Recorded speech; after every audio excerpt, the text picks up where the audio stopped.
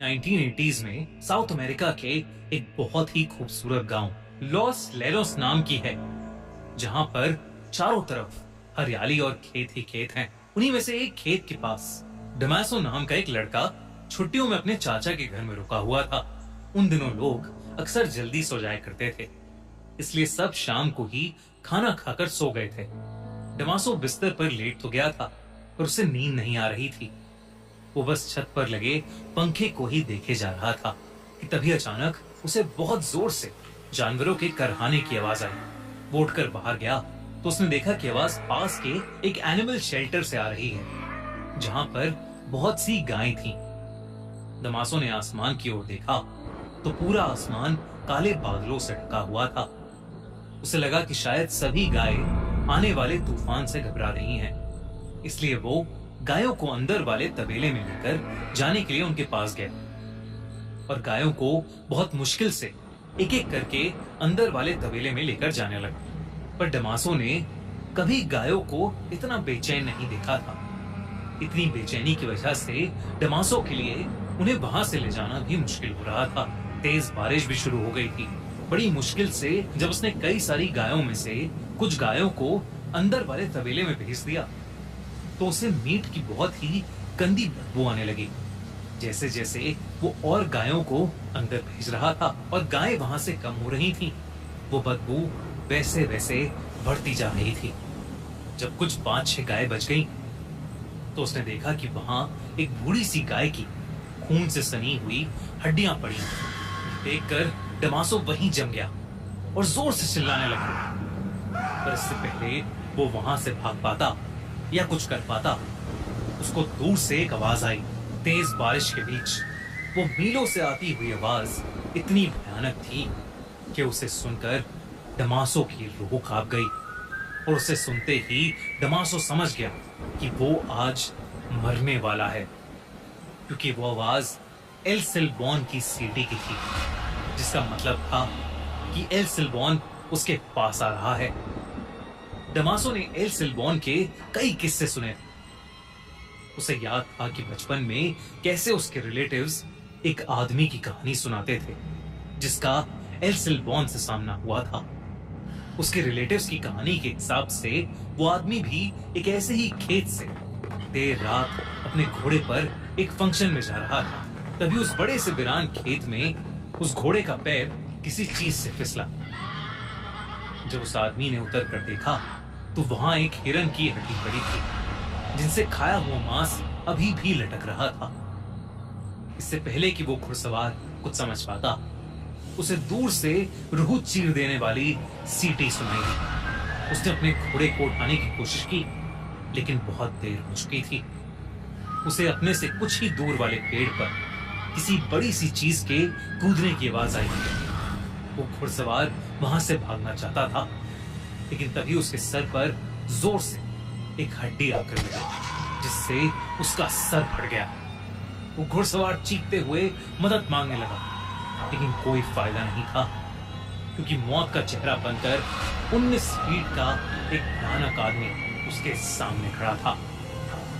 Sir पर एक hat, लेकिन शरीर और चेहरा ऐसा जैसे कोई कंकाल हो। उस घुड़सवार ने कभी कोई ऐसा भयानक जीव नहीं देखा था। उसके पास एक हड्डियों से भरी बोरी थी और उसी बोरी में से हड्डियां निकालकर वो उस घुड़सवार को बिना रुके मारने लगा। वो घुड़सवार अपनी जान की भीख मांगता रहा, लेकिन वो आदमी उसके शरीर से हड्डियां निकालकर खाने लगा। अगली सुबह कुछ गांव वालों को गाय चराते हुए वो घुड़सवार नहीं बल्कि उसकी लाश मिली, जो कि एक कंकाल बन चुकी थी। कहते हैं कि वो 19 फीट का कंकाल जैसा दिखने वाला आदमी एल सिल्बॉन है और वो आज भी उस इलाके में भटकता रहता है। डमासो के दिमाग में यही कहानी चल रही थी, और इससे पहले वो भाग पाता, एकदम से जमीन पर 19 फीट की एक लंबी सी परछाई बन गई और फिर उस परछाई से भी लंबा एक आदमी निकला, जिसने एक भूसे की हैट पहनी हुई थी और जिसके हर जगह से कटे हुए शरीर से उसका मांस लटक रहा था। ये 19 फीट से भी बड़ा आदमी और कोई नहीं बल्कि एल सिल्बॉन ही था। वो आदमी उसकी तरफ चलकर आने लगा, उसकी पीठ पर लदी हुई बोरी से, जिससे खून टपक रहा था। हड्डियों के टकराने की आवाज तेज हो रही थी और उससे भी ज्यादा तेज हो रही थी डमासो की दिल की धड़कनें। उसे बचाने के लिए डमासो वहां से भागा और उसने महसूस किया कि एल सिल्वॉन पेड़ों के ऊपर चढ़कर एक पेड़ से दूसरे पेड़ पर कूदकर उसका पीछा कर रहा था। डमासो चिल्लाता रहा, पर एल सिल्वॉन ठीक उसके सामने आकर खड़ा हो गया। वो अपने भयानक लंबे हाथ, जिन पर उसी का कटा हुआ मांस लटक रहा था, उसकी तरफ बढ़ाकर उसे मारने की कोशिश करने लगा। तभी एक कुत्ते के भौंकने की आवाज आई, जिसे सुनकर एल सिल्वॉन एकदम से डर से झटपट आया और हवा में कहीं गायब हो गया। जब डमासो ने देखा तो वहां पर उसका पालतू कुत्ता भौंक रहा था, और जो शायद डमासो के चिल्लाने की आवाज सुनकर वहां आया था। डमासो का खुद ये मानना था कि अगर उस दिन उसका कुत्ता वहां नहीं होता तो एल सिल्वॉन के पीठ पर टंगे बैग में डमासो की भी हड्डियां होती। उस रात के बाद डमासो एल सिल्वॉन के बारे में ही सोचता रहता था। उसने अपने रिलेटिव्स और आसपास रहने वाले बाकी लोगों से एल सिल्वॉन की कहानी पूछी, तो जो उन्होंने बताया वो उसके साथ जो हुआ उससे भी कई ज्यादा डरावना था। लोगों ने उसे बताया कि एल सिल्वॉन की ये कहानी बिल्कुल सच्ची थी, जिसके मुताबिक एक बिगड़ैल लड़का अपनी छोटी सी फैमिली के साथ उस इलाके में 18th सेंचुरी में रहता था। क्योंकि वो लड़का उस परिवार का अकेला बच्चा था, तो उसके माँ बाप और दादा उसकी सारी बातें मानते थे। एक दिन उस लड़के ने डिनर के लिए अपने पापा से हिरन की मीट को लाने को कहा, जिसके बाद उसके पापा अपनी हंटिंग राइफल और एक बोरी लेकर शिकार करने निकल गए। जब कई देर तक उसके पापा वापस घर नहीं आए तो वो लड़का बहुत ही ज्यादा गुस्से में आ गया। उसकी माँ ने उस लड़के को उसकी प्रोटेक्शन के लिए एक बहुत तेज किचन नाइफ दिया और कहा कि वो जाकर अपने पापा को जंगल में ढूंढकर वापस ले आए।